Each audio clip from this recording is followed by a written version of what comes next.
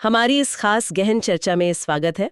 आज का जो हमारा विषय है वो बेहद दिलचस्प और ऐतिहासिक है, सिंधु नदी प्रणाली। हाँ, जिसे इंडस रिवर सिस्टम भी कहा जाता है। बिल्कुल। और आज का हमारा उद्देश्य भूगोल की किताबों में लिखे कुछ तथ्य या सूखे आंकड़े रटना बिल्कुल नहीं है। एकदम सही। बल्कि दुनिया की सबसे प्राचीन सभ्यताओं को, मतलब उन संस्कृतियों को जीवन देने वाली इस विशालकाय नदी प्रणाली के पूरे सफर को डिकोड करना है। ये सफर सच में किसी महाकाव्य से कम नहीं है। तो चलिए इस पूरी प्रणाली को डिकोड करते हैं और तिब्बत के बर्फीले पहाड़ों से लेकर अरब सागर तक के इस अद्भुत सफर को करीब से समझते हैं। देखिए, अगर हम इसे एक व्यापक परिप्रेक्ष्य में देखें तो ये सिर्फ पानी की कुछ धाराओं की कहानी नहीं है। ये इतिहास, संस्कृति और आधुनिक भू राजनीति का एक बेहद जटिल ताना बाना है। आज हम सहायक नदियों के बारे में, दोआब के पीछे के चतुर विज्ञान के बारे में, जो कि बहुत ही मजेदार है। बिल्कुल। और 1960 के ऐतिहासिक जल समझौते के हर पहलू पर बिल्कुल निष्पक्ष चर्चा करेंगे। तो शुरुआत इसके उद्गम से करते हैं। जब मैं नोट्स पढ़ रही थी तो एक जगह मेरी नजर ठहर गई। इस सफर की शुरुआत तिब्बत में मानसरोवर के पास होती है, कैलाश पर्वत के उत्तरी ढलान पर। हाँ, वहाँ एक ग्लेशियर है, बोखरचू हिमनद। और जो सबसे मजेदार तथ्य मुझे लगा वो ये है कि तिब्बत में इसे सिंगे खबाब कहा जाता है। सिंगे खबाब मतलब शेर का मुख। बिल्कुल। ये नाम अपने आप में ही मतलब नदी की ताकत को दिखा देता है। एकदम। और अगर हम इसके भौगोलिक आंकड़ों को देखें तो इस नदी की विशालता और भी स्पष्ट हो जाती है। इसकी कुल लंबाई 2880 किलोमीटर है। बाप रे। लेकिन दिलचस्प बात यह है कि भारत में ये सिर्फ 709 किलोमीटर ही बहती है। मतलब अपनी कुल लंबाई का लगभग 1/4 हिस्सा ही। हाँ, और भारत में इसका जलग्रहण क्षेत्र यानी कैचमेंट एरिया 3,21,290 वर्ग किलोमीटर है।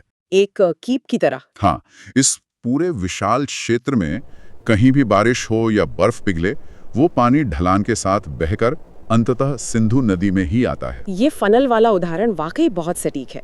और वो जो 709 किलोमीटर का भारतीय सफर है वो भी कम रोमांचक नहीं है। बिल्कुल नहीं। मतलब जरा सोचिए, भारत में प्रवेश करने के बाद ये नदी मुख्य रूप से जास्कर और लद्दाख पर्वतमालाओं के बीच बहती है, गहरी खाइयां बनाते हुए। हाँ, और फिर इसमें धर नदी आकर मिलती है। मुझे तो ऐसा लगता है जैसे यहीं से एक पूरा कारवा बनना शुरू होता है। सही कहा आपने। सिंधु नदी ये लंबा सफर अकेले तय नहीं करती। अगर हम इसे एक विशाल हाईवे मान लें तो दाईं और बाईं ओर से कई नदियां इसमें जुड़ती हैं। दाईं ओर से यानी पहाड़ों के कठोर रास्तों से अद्धर, अस्तर, श्योक, नुब्रा और गिलगित भी। लेकिन असली कहानी तो बाईं ओर से मिलने वाली उन विशाल नदियों की है ना? बिल्कुल। उत्तर से दक्षिण के क्रम में अगर इन प्रमुख नदियों को देखा जाए तो वे हैं झेलम, चिनाब, रावी, ब्यास और सतलज। और जास्कर और सुरू नदियां भी तो बाईं ओर से ही मिलती हैं। हाँ, वे भी इसी हाईवे का हिस्सा बनती हैं। ये पूरा नेटवर्क सच में हैरान करने वाला है। चलिए बाईं ओर की इन विशाल नदियों पर थोड़ा करीब से नजर डालते हैं। सबसे पहले झेलम नदी। इसका सफर बहुत ही अनोखा है। 724 किलोमीटर लंबी ये नदी कश्मीर घाटी के वेरीनाग से निकलती है, जो शेषनाग झील के पास है। और यहाँ सबसे दिलचस्प बात यह है कि ये भारत की सबसे बड़ी मीठे पानी की झील वूलर झील से होकर गुजरती है। और वूलर झील की शांति के बाद ये नदी एक भौगोलिक चमत्कार दिखाती है। वो कैसे?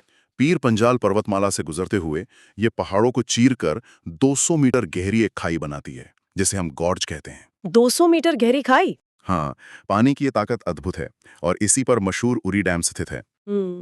उरी डैम।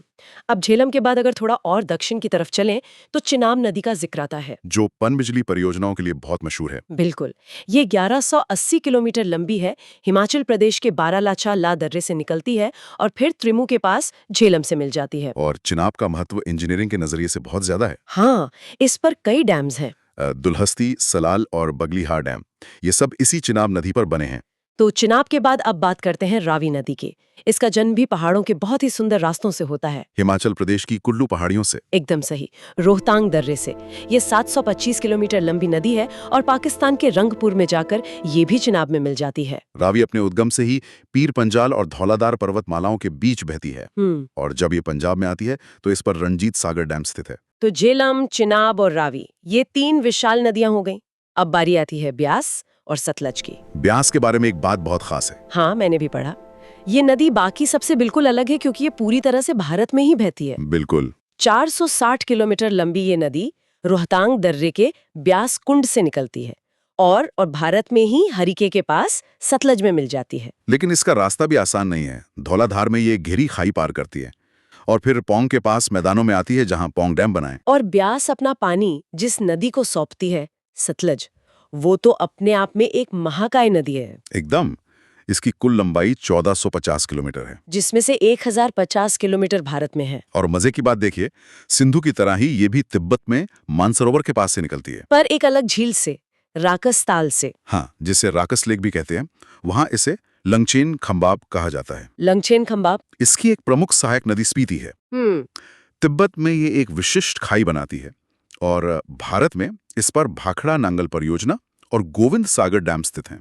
ये पांचों नदियां, मतलब इनका अलग अलग सफर तो कमाल है ही, पर ये सोचना बहुत रोमांचक है कि जब ये सब एक साथ मिलती होंगी तो वो नजारा कैसा होता होगा। वो महासंगम होता है। ये पांचों नदियां, जिन्हें पंचनद कहा जाता है, पाकिस्तान के मिठानकोट में सिंधु नदी में मिल जाती हैं। मिठानकोट, जो अरब सागर से 805 किलोमीटर उत्तर में है। बिल्कुल।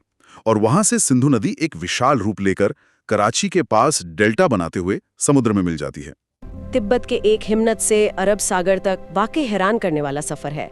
अब भूगोल से थोड़ा आगे बढ़ते हैं, दोआब के चतुर्विज्ञान पर बात करते हैं। दो नदियों के बीच की भूमि। क्या आप जानते हैं कि इनके नाम कैसे रखे गए? मतलब ये बहुत ही चतुर तरीका है। नामकरण की ये ट्रिक बहुत ही वैज्ञानिक और मजेदार है। आजकल जैसे हम सेलिब्रिटीज के नाम जोड़ते हैं ना, बिल्कुल वैसे ही दोनों नदियों के पहले अक्षर जोड़े गए हैं। चलिए डिकोड करते हैं।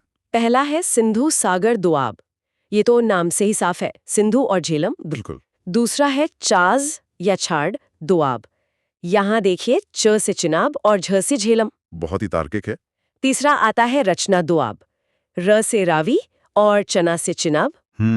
रचना। फिर है बारी दोआब, बर से ब्यास और री से रावी। और आखिरी है बेस्ट दोआब, बी से ब्यास और स्त से सतलज। इसे देखकर कोई भी आसानी से याद रख सकता है कि ये उपजाऊ भूमि किन नदियों से बनी है। ये तो शब्दों और भूगोल का खेल हो गया, लेकिन ये नदियां सिर्फ खेतों तक सीमित नहीं है, ये देशों की भू राजनीति को भी तय करती हैं। यहीं से 1960 के सिंधु नदी जल समझौते का जिक्र आता है। Indus water treaty. हाँ। अगर हम इसे भू राजनीतिक परिप्रेक्ष्य से देखें तो ये बहुत महत्वपूर्ण है। विश्व बैंक की मध्यस्थता में भारत और पाकिस्तान के बीच ये समझौता हुआ था। और इस चर्चा में हमारा उद्देश्य इस समझौते को बिल्कुल तटस्थ और निष्पक्ष रूप से देखना है। बिल्कुल। ये जानना जरूरी है कि इसके तहत जल अधिकार कैसे बटे। तो जो 3 पश्चिमी नदियां थीं, सिंधु, झेलम और चिनाब, उनका अधिकार पाकिस्तान को मिला। और 3 पूर्वी नदियों रावी, ब्यास और सतलज का अधिकार भारत को मिला। इस ऐतिहासिक समझौते पर भारत के प्रधानमंत्री पंडित जवाहरलाल नेहरू और पाकिस्तान के राष्ट्रपति अयूब खान ने हस्ताक्षर किए थे। शीर्ष नेतृत्व का शामिल होना इसकी गंभीरता को दिखाता है। ये वाकई दिलचस्प है कि नदियां कैसे भूगोल और राजनीति दोनों को आकार देती हैं। अगर हम इस पूरी चर्चा का सारांश निकालें तो ये स्पष्ट है कि तिब्बत के एक छोटे से हिमनद से निकलने वाली बूंदें पहाड़ों को काटती हुई, विशाल बांधों से गुजरती हुई और सीमाओं को पार करती हुई अरब सागर तक पहुंचती हैं। ये सच में एक महाकाव्य जैसा सफर है। बिल्कुल है। लेकिन जाते जाते एक विचार दिमाग में आता है। ये सोचने वाली बात है कि जो नदियां हमारी प्राचीन सभ्यताओं का आधार थीं, वे आज भी आधुनिक देशों के बीच ऐतिहासिक संधियों के माध्यम से संसाधनों को संतुलित कर रही हैं। लेकिन प्रकृति की ये धाराएं भूगोल से परे जाकर देशों के रिश्तों और भविष्य को कैसे आकार देती रहेंगी, ये एक ऐसा सवाल है जिस पर गहराई से विचार किया जाना चाहिए, खासकर तब जब पर्यावरण बदल रहा है। बिल्कुल। क्या ये संधियां भविष्य के बदलावों के सामने टिक पाएंगी? इस पर श्रोताओं को जरूर सोचना चाहिए। इसी सकारात्मक और ऊर्जामान नोट पर आज की इस गहन चर्चा को समाप्त करते हैं। इस विषय पर और एक्सप्लोर करते रहिए।